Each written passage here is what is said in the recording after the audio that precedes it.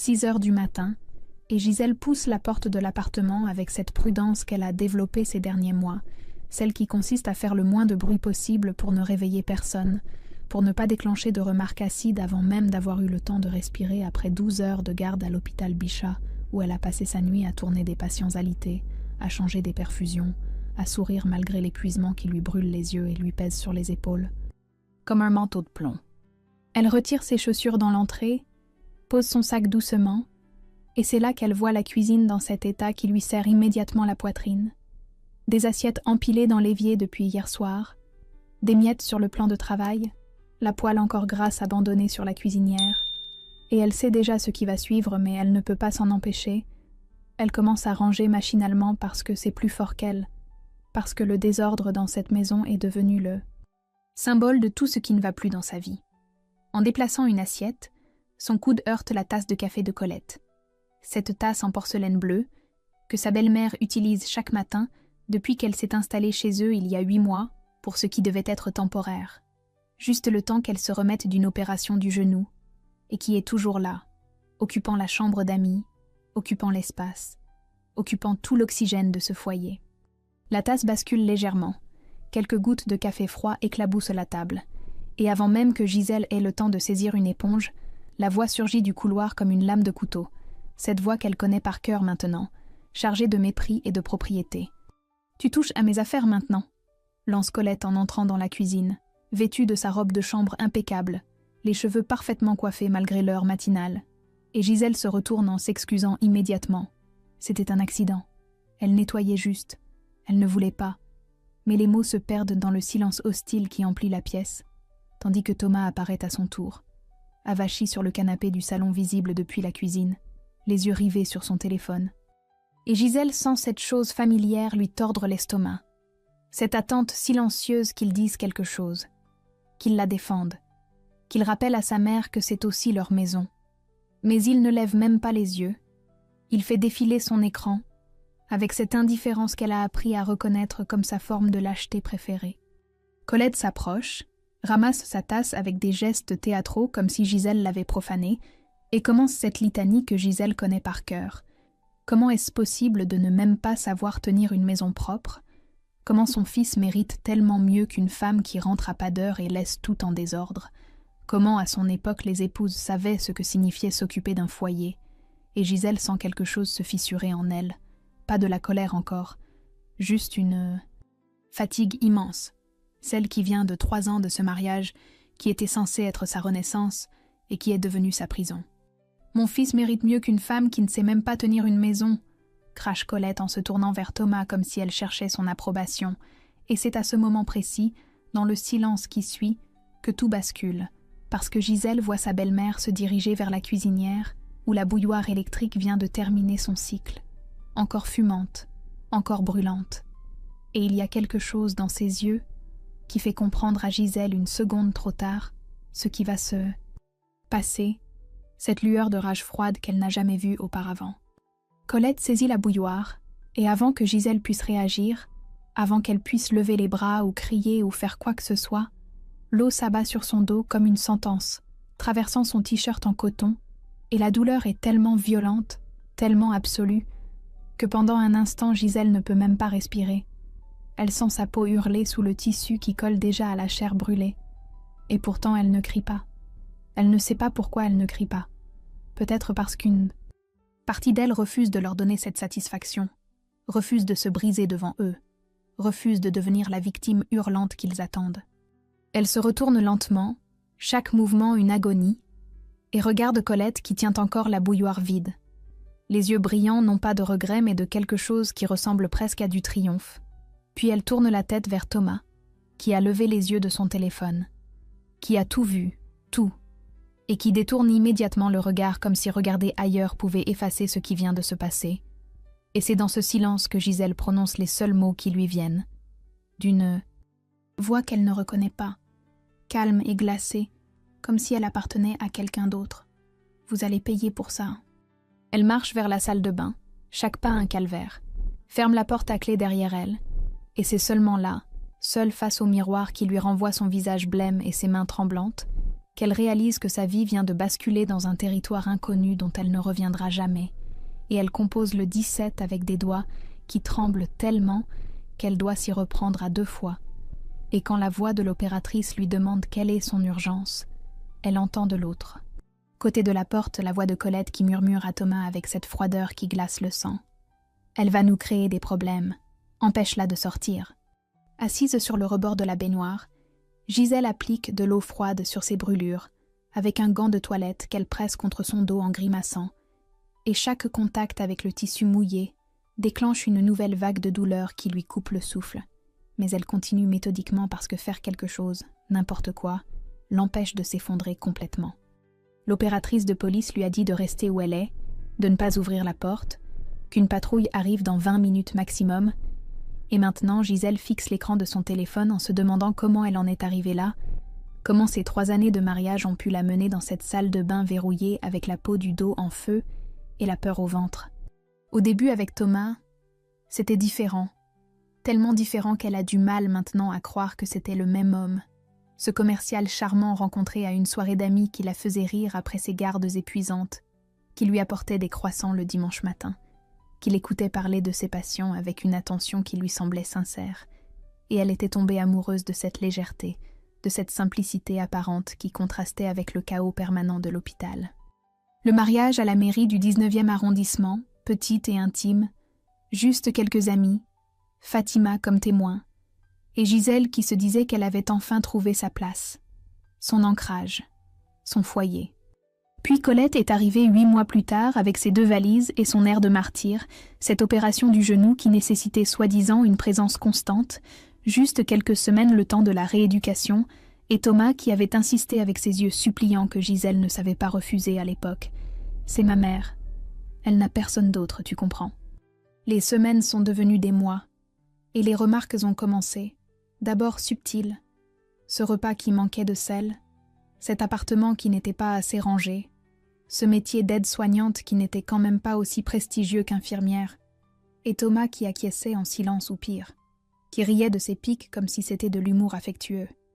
Elle se souvient de ce dîner où elle avait passé 3 heures à préparer un bœuf bourguignon, sa spécialité, et Colette, qui avait repoussé son assiette après 2 bouchées en déclarant que c'était trop salé, que voulait-elle empoisonner son fils, et Thomas qui n'avait rien dit, qui avait continué à manger en évitant son regard tandis que Gisèle sentait quelque chose se briser en elle, pas à cause du plat rejeté, mais à cause du silence de son mari, de cette absence totale de soutien qui devenait le motif central de leur vie commune. Gisèle sursaute quand on tente d'ouvrir la porte, la poignée qui bouge nerveusement, puis la voix de Thomas qui se fait suppliante à travers le bois. « Gisèle, sors, s'il te plaît. » Maman s'est excusée. C'était un accident. Elle ne voulait pas. On peut arranger ça entre nous. Pas besoin de la police. Pense à ce que les voisins vont dire. Elle ne répond pas. Les mains crispées sur son téléphone, qu'elle utilise maintenant pour photographier ses blessures avec des doigts tremblants. Ces marques rouges et boursouflées qui couvrent la partie haute de son dos. Et elle envoie les photos à Fatima avec un message bref. « Appelle-moi dès que tu peux, c'est urgent. » Elle entend les chuchotements de l'autre côté de la porte, Thomas et Colette qui discutent à voix basse, et elle imagine déjà la version qu'ils sont en train de construire. L'accident malheureux, la belle-fille instable qui exagère tout, qui cherche l'attention, qui veut créer des problèmes dans une famille aimante. 3 coups frappés à la porte d'entrée de l'appartement résonnent soudain comme un coup de tonnerre, suivi d'une voix masculine et ferme qui annonce la police. Et Gisèle se lève péniblement, déverrouille la salle de bain, avance dans le couloir avec son t-shirt collé à ses brûlures, qui tire sur la peau à chaque mouvement.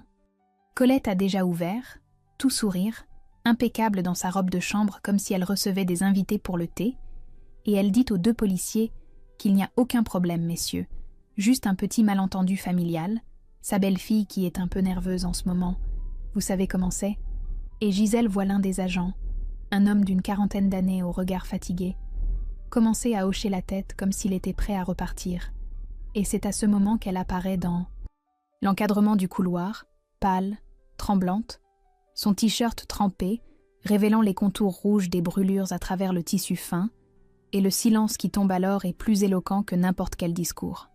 L'officière Sarah Mercier, 40 ans et un regard qui a déjà tout vu, pose une couverture sur les épaules de Gisèle, dans la salle d'interrogatoire du commissariat du 19e.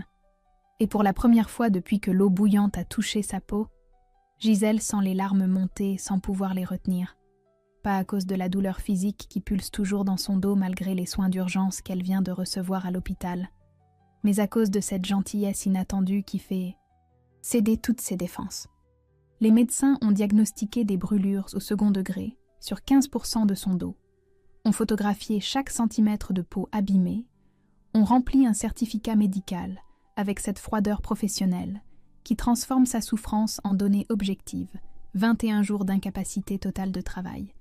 Et maintenant, elle est là dans cette pièce au mur beige à raconter comment sa belle-mère lui a jeté de l'eau bouillante dessus pendant que son mari regardait. Dans une autre salle, Colette joue la grande dame offensée. Elle entend sa voix stridente à travers les murs. Cette belle fille instable qui s'auto-mutile pour l'accuser, qui cherche à détruire sa famille, qui a toujours été jalouse de la relation fusionnelle qu'elle entretient avec son fils unique. Et Gisèle se demande avec une fascination horrifiée comment on peut mentir avec autant d'aplomb, comment on peut renverser la réalité à ce point. Thomas, lui, est interrogé séparément par un jeune policier qui semble s'ennuyer. Et quand Sarah Mercier revient dans la pièce après avoir écouté sa déposition, son visage en dit long sur ce qu'elle vient d'entendre.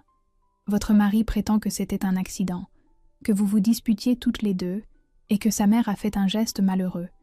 Il minimise tout. Il la protège elle plutôt que vous. Gisèle hoche la tête parce qu'au fond, elle s'y attendait.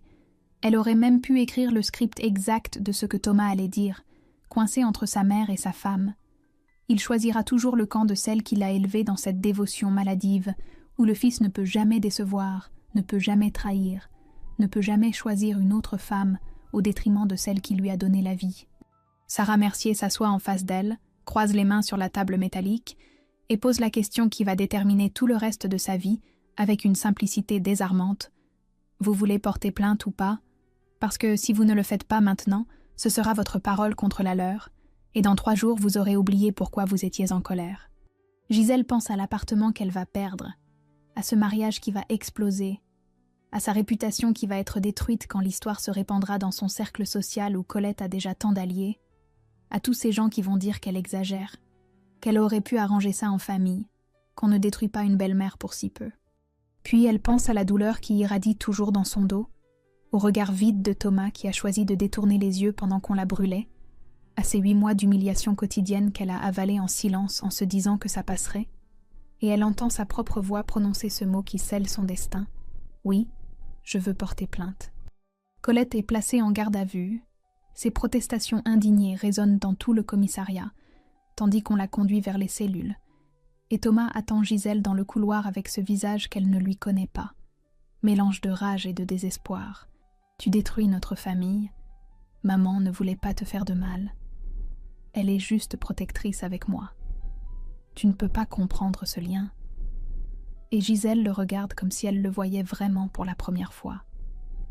Cet homme qu'elle a épousé, en croyant construire quelque chose de solide et qui n'était qu'un enfant terrifié à l'idée de déplaire à sa mère. Elle sort du commissariat à 7h du matin, appelle Fatima qui arrive 20 minutes plus tard et la ramène chez elle sans poser de questions.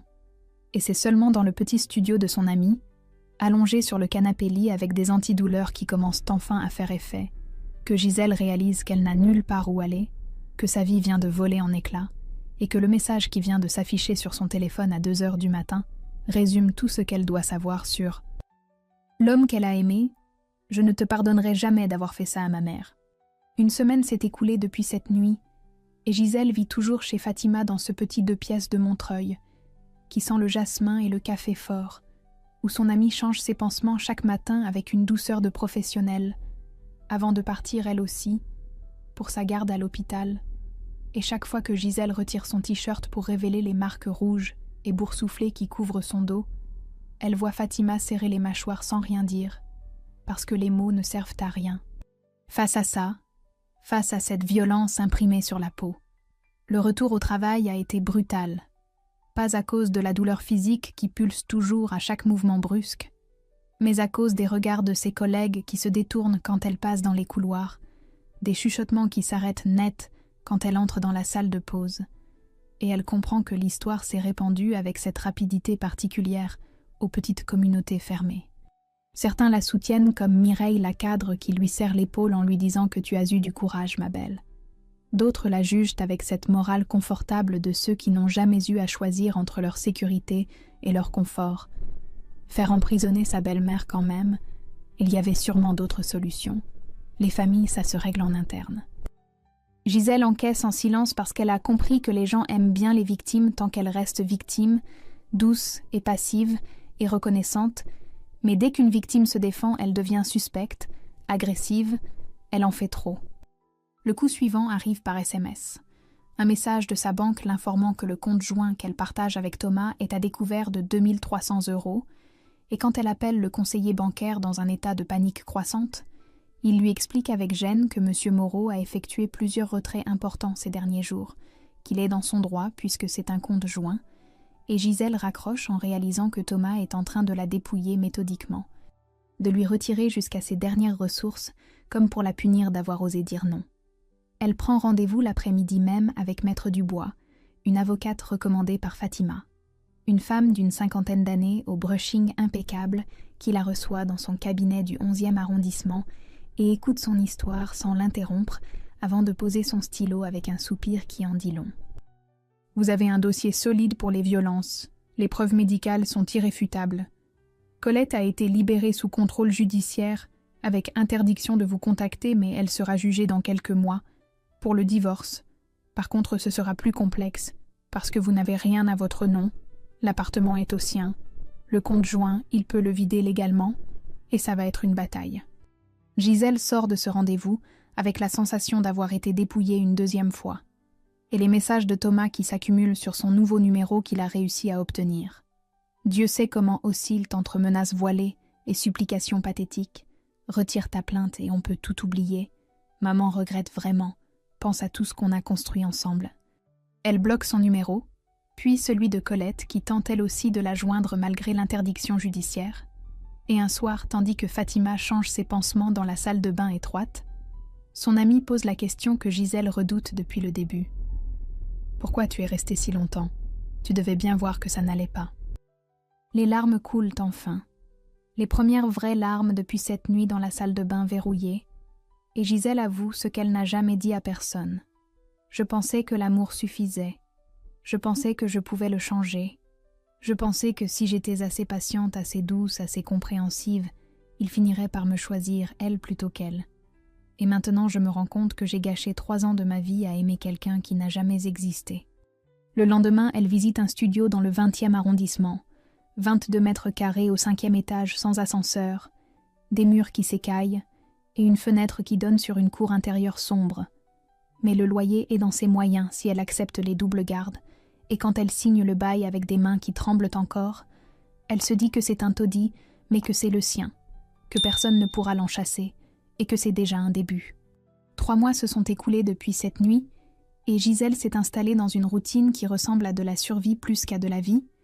Elle enchaîne les doubles gardes à l'hôpital pour payer le loyer de son studio minuscule et les honoraires de Maître Dubois, qui s'accumulent plus vite qu'elle ne peut les régler. Elle dort mal sur ce matelas d'occasion acheté sur le Bon Coin. Elle mange des pâtes et du riz, parce que c'est tout ce qu'elle peut se permettre maintenant que Thomas a vidé le compte joint jusqu'au dernier centime. Ses cicatrices ont pris cette teinte rosée et brillante des brûlures qui guérissent mal. Elle tire sur sa peau quand elle lève les bras. Et elle porte désormais exclusivement des hauts à manches longues, même en plein été, parce qu'elle ne supporte pas les regards des gens sur ses marques qui racontent son histoire à sa place. Le procès de Colette pour violence volontaire ayant entraîné une incapacité de plus de 8 jours est fixé dans 2 semaines, et Gisèle sent l'anxiété monter chaque jour un peu plus, cette boule dans l'estomac qui ne la quitte jamais complètement et qui explose en crise de panique nocturne, où elle se réveille en sueur, avec la sensation de l'eau bouillante sur sa peau. Thomas a recommencé à la harceler. Il apparaît à la sortie de l'hôpital avec ce visage qu'elle ne reconnaît plus, creusé par quelque chose qui ressemble à du désespoir, ou peut-être juste à de la rage contenue.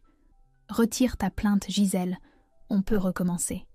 Maman a appris sa leçon, on trouvera un autre appartement juste nous deux, comme avant. » Elle le regarde comme on regarde un étranger dont on se demande comment on a pu partager le lit. Comme avant n'existe pas Thomas. Avant c'était déjà pourri et je ne le voyais pas, et quand il comprend qu'elle ne cédera pas son visage, se transforme en ce masque de cruauté qu'elle entrevoit pour la première fois. Tu n'es rien sans moi. Qui voudrait de toi maintenant avec ces cicatrices?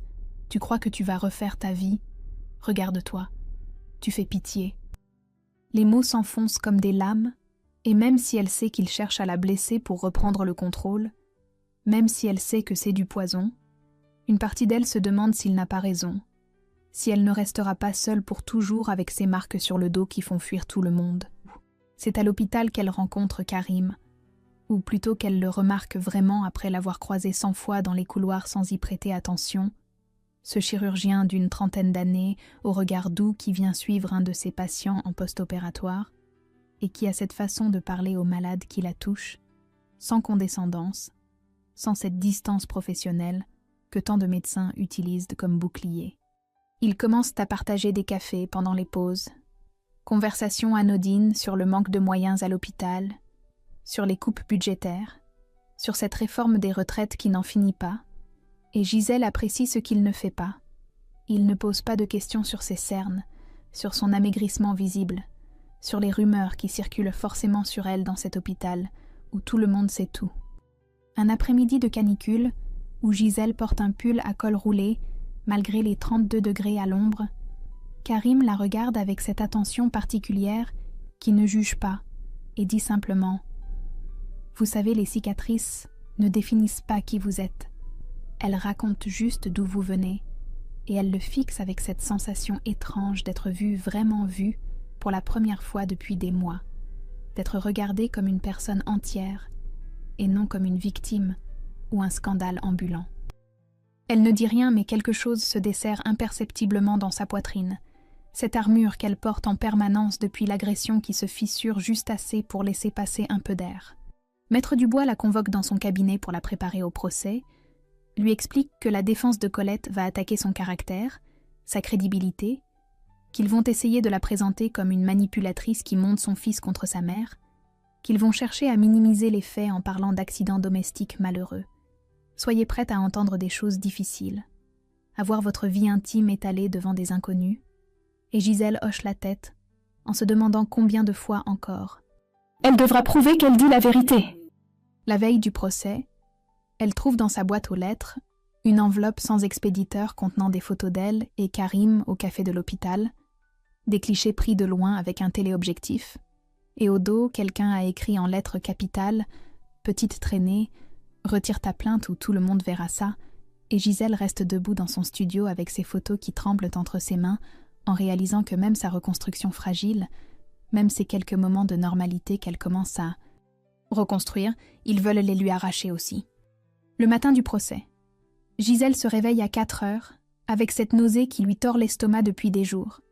Elle n'a rien pu avaler au petit déjeuner, malgré les encouragements de Fatima, qui l'accompagne au tribunal de grande instance avec Maître Dubois, et quand elle franchit les portes du palais de justice, elle a cette impression surréaliste de jouer un rôle dans un film qui n'est pas le sien, comme si tout cela arrivait à quelqu'un d'autre. Colette arrive impeccablement habillée dans un tailleur bleu marine qui la fait ressembler à une grand-mère sortie d'un magazine, cheveux blancs coiffés avec soin, petit sac à main Longchamp, et Gisèle voit les gens dans la salle d'attente qui la regardent avec sympathie. Cette pauvre femme âgée accusée par sa belle-fille. Forcément, il y a un malentendu. Thomas est là aussi. Costume gris qu'elle ne lui connaît pas, rasé de près, et quand leurs regards se croisent dans le couloir, elle voit quelque chose passer dans ses yeux, qui ressemble à du regret, ou peut-être juste à de la peur. Mais il détourne vite la tête et va s'asseoir à côté de sa mère qui lui tapote la main comme pour le rassurer. L'audience commence, et Gisèle écoute l'avocat de Colette construire une version alternative de cette nuit, qui la glace jusqu'aux os. Il parle d'une jeune femme instable, qui harcelait psychologiquement sa cliente depuis des mois, qui était jalouse de la relation mère-fils, qui avait des accès de colère incontrôlables. Et le geste malheureux de sa cliente n'était qu'une réaction de défense, face à une agression verbale particulièrement violente. Thomas est appelé à la barre et Gisèle sent son cœur se décrocher quand elle comprend qu'il va mentir, qu'il va choisir sa mère jusqu'au bout même si cela signifie détruire celle qu'il a promis d'aimer et de protéger. Il raconte que Gisèle était agressive ce matin-là, qu'elle avait menacé sa mère à plusieurs reprises dans les semaines précédentes, que l'incident était un accident regrettable dans le cadre d'une dispute qui avait mal tourné, et sa voix ne tremble même pas quand il prononce ses mensonges avec l'assurance de quelqu'un qui a répété son texte. L'avocate de Colette enchaîne en mentionnant les fréquentations récentes de Gisèle avec un médecin, sous-entendant qu'elle avait peut-être des raisons financières de vouloir quitter son mari et qu'accuser sa belle-mère était un moyen commode de jouer les victimes tout en récupérant des dommages et intérêts. Gisèle se sent salie, exposée, comme si on la déshabillait devant une foule qui la juge sans la connaître, et quand Maître Dubois se penche vers elle pour lui demander si elle est prête à témoigner, elle hoche la tête sans être sûre que ses jambes vont la porter jusqu'à la barre. Mais quand elle se lève et qu'elle croise le regard de Colette, ce petit sourire suffisant qui flotte sur ses lèvres, quelque chose se brise en elle. Pas de désespoir cette fois, mais de rage pure, cette colère froide qu'elle a contenue pendant des mois et qui remonte comme une vague. Elle raconte tout, les humiliations quotidiennes, les remarques assassines sur son travail, son physique, sa façon de tenir la maison, l'isolement progressif de ses amis parce que Colette trouvait toujours à redire sur eux, la passivité de Thomas qui regardait ailleurs pendant qu'on la détruisait à petit feu, et cette matinée où elle est rentrée épuisée d'une garde de nuit pour se faire ébouillanter comme un chien qu'on punit. « Je ne criais pas parce que je ne voulais pas leur donner cette satisfaction, » dit-elle, en fixant Thomas qui baisse les yeux. « J'ai appelé la police parce que si je ne le faisais pas, je savais que ça recommencerait. Peut-être pire la prochaine fois. Peut-être que la prochaine fois, je ne m'en sortirai pas avec seulement des cicatrices sur le dos. » Les photos médicales sont projetées sur l'écran, et Gisèle voit certains jurés détourner le regard face à ces images de peau brûlée et boursouflée. Elle voit une femme dans le public porter la main à sa bouche, et elle comprend que parfois la vérité nue a plus de pouvoir que n'importe quel discours. Fatima témoigne sur l'état dans lequel elle a trouvé Gisèle cette nuit-là. Tremblante, et sous le choc, l'officière Mercier confirme que la déposition initiale était cohérente et précise, et que l'attitude de Colette et Thomas à l'arrivée de la police était celle de personnes cherchant à minimiser un acte grave. Le délibéré ne dure que 2 heures, et quand la présidente du tribunal énonce le verdict, 18 mois de prison dont 6 mois fermes, obligation de soins, interdiction définitive de contact avec la victime et 15 000 € de dommages et intérêts, Gisèle sent ses jambes se dérober sous elle, et c'est Maître Dubois qui la rattrape par le coude. En sortant du tribunal sous le crachin parisien de novembre, Thomas lui crache presque aux pieds avec une haine qu'elle ne lui connaissait pas. « Tu as détruit ma famille » et Gisèle s'arrête, le regarde bien en face, et dit avec un calme qui la surprend elle-même. « Non Thomas, vous m'avez détruite, moi j'ai juste survécu. » 6 mois après le procès et Gisèle signe les papiers du divorce dans le bureau glacé de Maître Dubois, elle reprend son nom de jeune fille qu'elle n'aurait jamais dû abandonner. Moreau disparaît de ses documents officiels et elle se sent étrangement légère comme si elle se débarrassait d'un poids invisible qu'elle portait depuis 3 ans. Elle a commencé une thérapie avec Madame Laurent, une psychologue d'une 60aine d'années, installée dans le 15e arrondissement qui sent la lavande et écoute sans jamais l'interrompre, et les séances sont difficiles. Certaines la vident complètement, la laissent sanglotante sur le canapé beige à essayer de comprendre comment elle a pu accepter si longtemps cette vie qui n'était pas une vie. Madame Laurent lui explique les schémas de manipulation, cette violence psychologique invisible qui s'installe par petites touches jusqu'à ce que la victime ne sache plus distinguer ce qui est normal de ce qui ne l'est pas.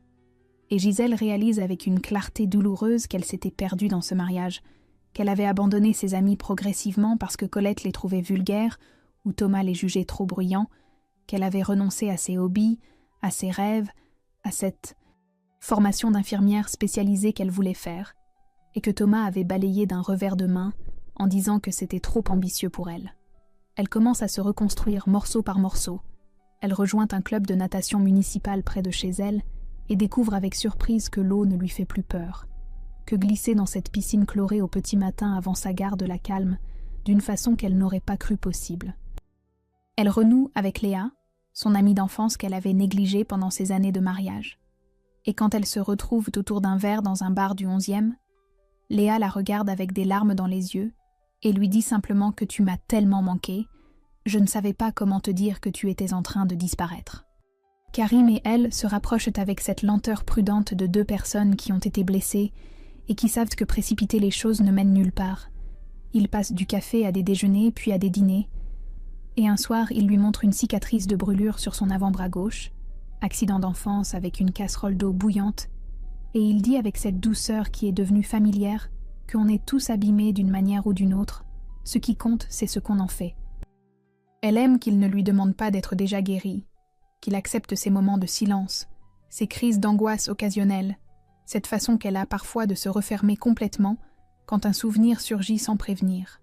Elle postule pour une formation d'infirmière, spécialisée en soins des grands brûlés, cette spécialité qu'elle a toujours voulu faire et qu'elle avait enterrée.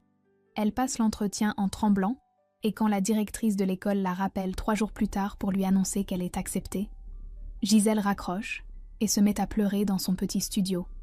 Pas de tristesse cette fois, mais de quelque chose qui ressemble à de l'espoir, à cette sensation presque oubliée que l'avenir peut être différent du passé. Un matin, en se regardant dans le miroir de la salle de bain, avant de partir à la piscine, elle sourit pour la première fois depuis des années, à son propre reflet. Elle voit ses cicatrices qui dépassent du maillot de bain, et au lieu de les cacher, elle les laisse visibles. Elle se dit qu'elles font partie de son histoire, mais qu'elles ne sont pas toute son histoire. Et cette pensée la remplit d'une force tranquille, qu'elle croyait avoir perdue pour toujours. C'est l'après-midi même que Maître Dubois l'appelle avec cette voix professionnelle qui cache mal son agacement. « J'ai une mauvaise nouvelle. Thomas et Colette font appel du jugement. Ils demandent l'annulation de la condamnation et des dommages et intérêts. Il va falloir recommencer. » Et Gisèle sent le sol se dérober sous ses pieds, en comprenant que la guerre n'est pas finie, qu'ils ne la laisseront jamais partir. Gisèle reste assise dans son studio avec le téléphone à la main pendant ce qui lui semble une éternité après avoir raccroché avec Maître Dubois. Elle pensait que c'était fini. Elle pensait pouvoir enfin tourner la page et reconstruire sa vie sans regarder en arrière. Et maintenant, on lui annonce qu'il va falloir tout revivre, retourner au tribunal, s'exposer à nouveau, prouver encore une fois qu'elle n'a pas inventé cette eau bouillante sur son dos. La séance avec Madame Laurent le lendemain est particulièrement difficile. Gisèle pleure pendant toute l'heure, en demandant combien de fois encore elle devra se battre pour avoir le droit d'exister en paix, et sa thérapeute lui rappelle avec cette fermeté bienveillante qu'elle a développée au fil des mois que vous êtes plus forte maintenant qu'il y a 1 an, vous n'êtes plus la même femme qui s'est enfermée dans cette salle de bain.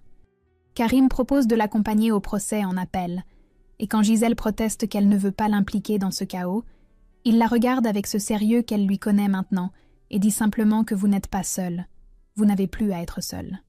Fatima et Léa se joignent à lui, ce petit groupe de soutien qui se forme autour d'elle comme un rempart contre la tempête qui approche.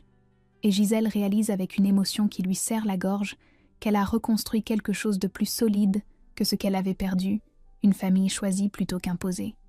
Le jour du procès en appel. La stratégie de la défense a changé. L'avocat de Colette ne cherche plus à nier les faits, mais à les contextualiser différemment. Il présente Gisèle comme une femme qui a refait sa vie remarquablement vite après le drame, qui fréquente maintenant un chirurgien avec un salaire confortable, qui a obtenu une formation prestigieuse, qui semble épanouie et heureuse sur les photos récentes qu'il brandit devant la cour, des clichés d'elle souriante avec Karim à la terrasse, d'un café, d'elle riant avec Léa au bord de la piscine municipale. « Regardez comme elle a l'air heureuse », dit-il avec cette insinuation venimeuse qui fait bouillir le sang de Gisèle. Est-ce vraiment le visage d'une victime traumatisée ou celui d'une femme qui a utilisé un incident domestique malheureux pour se débarrasser d'une belle-mère encombrante et récupérer de l'argent? Gisèle sent la rage monter en elle pendant qu'il parle. Cette colère pure qui n'a rien à voir avec celle destructrice qu'elle a appris à identifier en thérapie, c'est une colère juste, saine, celle qui dit non à l'injustice et refuse de se laisser réduire au silence. Quand vient son tour de témoigner, elle ne tremble plus comme la première fois. Elle se lève avec une assurance qu'elle ne se connaissait pas. Elle regarde les juges droit dans les yeux et dit d'une voix claire et posée que, oui, elle est heureuse maintenant, parce qu'elle a quitté un homme qui la rabaissait quotidiennement et une belle-mère qui l'a gravement blessée. Est-ce qu'une victime n'a pas le droit de guérir, de sourire à nouveau, de reconstruire sa vie? Ou dois-je rester brisée et misérable toute ma vie pour vous convaincre que j'ai vraiment souffert? Le silence qui suit dans la salle d'audience est si complet qu'on entendrait une épingle tomber. Plusieurs jurés hochent la tête imperceptiblement, et Gisèle voit dans les yeux de la présidente quelque chose qui ressemble à du respect. Le procureur appuie son argumentaire sur les preuves médicales qui n'ont pas changé, sur les témoignages concordants, sur le fait que la reconstruction d'une victime ne peut pas être utilisée contre elle comme preuve qu'elle n'a jamais vraiment souffert. Et quand la Cour rend son verdict après 3 heures de délibéré, confirmant le jugement initial dans son intégralité, Gisèle reste stoïque dans la salle, tandis que Colette pleure bruyamment et que Thomas la fusille du regard avec une haine qui ne la touche même plus. Dehors sur les marches du tribunal, elle s'effondre enfin dans les bras de Karim. Pas de désespoir, mais de soulagement. Cette tension qui la maintenait droite depuis des mois qui se relâche d'un coup. C'est vraiment fini cette fois, demande-t-elle contre son épaule, et il resserre son étreinte en murmurant que oui, c'est vraiment fini maintenant. Sur le chemin du retour en métro, coincée entre Karim et Fatima qui discutent de tout et de rien pour la distraire, Gisèle pense à cette femme qu'elle était il y a 1 an, terrifiée et brisée dans une salle de bain, et elle se dit qu'elle ne la reconnaîtrait probablement plus. En rentrant chez elle ce soir-là, elle trouve une enveloppe blanche glissée sous sa porte. Elle reconnaît immédiatement l'écriture de Thomas sur l'enveloppe, et son cœur se serre malgré elle, parce qu'elle pensait que même lui comprendrait qu'il est temps de lâcher prise. Gisèle reste debout dans l'entrée de son studio avec l'enveloppe entre les mains pendant plusieurs minutes avant de trouver le courage de l'ouvrir. Elle reconnaît l'écriture penchée de Thomas sur le papier ligné qui semble avoir été arraché d'un carnet bon marché, et les mots qu'elle lit la surprennent par leur tonalité différente de tout ce qu'il lui a envoyé ces derniers mois. Il écrit qu'il regrette, qu'il a compris trop tard ce qu'il avait perdu, qu'il a commencé une thérapie lui aussi après que sa mère ait été incarcérée, et que pour la première fois de sa vie, il se retrouve seul face à lui-même sans personne pour lui dicter ce qu'il doit penser ou ressentir. Il parle de cette solitude qui lui pèse, de ces nuits où il repense à ce matin dans la cuisine et se demande comment il a pu rester assis pendant qu'on te faisait du mal, et il termine par une phrase qui résonne étrangement dans le silence du studio. « Peut-être qu'un jour tu pourras me pardonner. Je ne te demande rien d'autre que ça. » Gisèle relit la lettre 3 fois en cherchant entre les lignes la manipulation habituelle, le piège caché, mais elle ne trouve que ce qui ressemble à des regrets sincères, tardifs et inutiles certes, mais sincères quand même. Une partie d'elle, cette partie qu'il a aimée avant que tout se dégrade, ressent une forme de tristesse pour cet homme qui a mis 35 ans à comprendre qu'il n'était pas l'extension de sa mère, mais une personne à part entière. Mais elle sait avec une certitude absolue que certaines choses, une fois brisées, ne peuvent pas être réparées, que certaines trahisons ne méritent pas de seconde chance. Elle plie la lettre, la range dans le tiroir de son bureau, à côté de tous les autres documents de cette période qu'elle garde non pas par nostalgie, mais comme rappel du chemin parcouru. Et elle se dit qu'elle ne lui doit rien, ni pardon, ni réponse, ni même une pensée supplémentaire. 2 ans passent comme une respiration longue et profonde après avoir retenu son souffle pendant des années. Gisèle a maintenant 35 ans et travaille comme infirmière spécialisée dans l'unité des grands brûlés de l'hôpital Saint-Louis. Ses propres cicatrices lui donnent une empathie particulière avec ses patients qui sentent instinctivement qu'elle comprend leur douleur d'une façon que les autres soignants ne peuvent pas. Elle vit avec Karim dans un appartement lumineux du 10e arrondissement qu'ils ont choisi ensemble, sans précipitation. Elle a appris à aimer lentement, à construire une relation sur la confiance plutôt que sur le besoin. Et quand il lui demande de l'épouser un soir d'automne, elle dit oui, mais pas tout de suite. Laisse-moi d'abord réapprendre ce que ça signifie d'être moi. Elle anime un groupe de parole pour victimes de violences conjugales dans un centre d'aide aux femmes de Montreuil. Elle raconte son histoire quand c'est nécessaire et montre ses cicatrices aux participantes qui n'osent pas encore parler. Elle me rappelle d'où je viens, dit-elle en remontant sa manche. Mais elle ne décide pas où je vais. Elle a pardonné à la Gisèle d'avant, celle qui est restée trop longtemps, qui croyait que l'amour suffisait à tout réparer, qui pensait pouvoir changer quelqu'un par la seule force de sa patience. Elle comprend maintenant que s'aimer soi-même n'est pas de l'égoïsme, mais la condition nécessaire pour aimer sainement.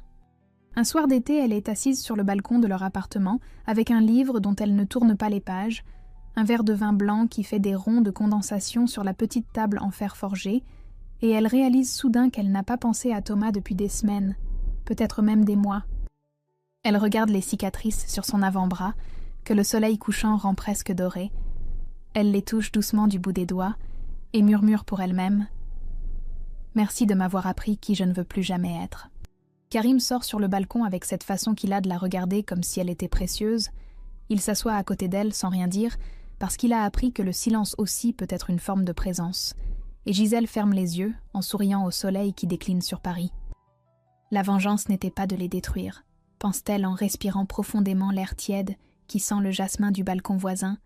C'était de se reconstruire, de vivre pleinement, d'être heureuse envers et contre tout. Et elle l'est, vraiment, profondément, simplement, libre.